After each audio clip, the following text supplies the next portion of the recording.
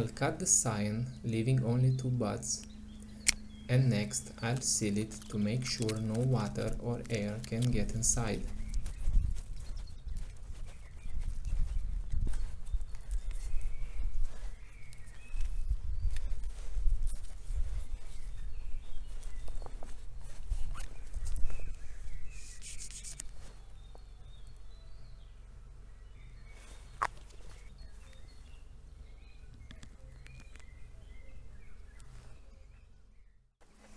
2 months later, and here is the result.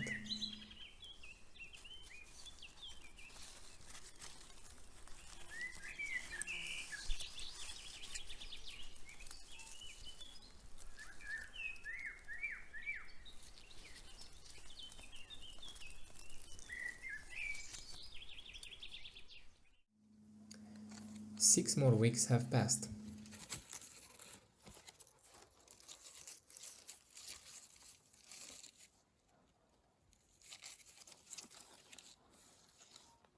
It looks like the tape is stopping the new branch from developing further, so I think it's the right time to remove it.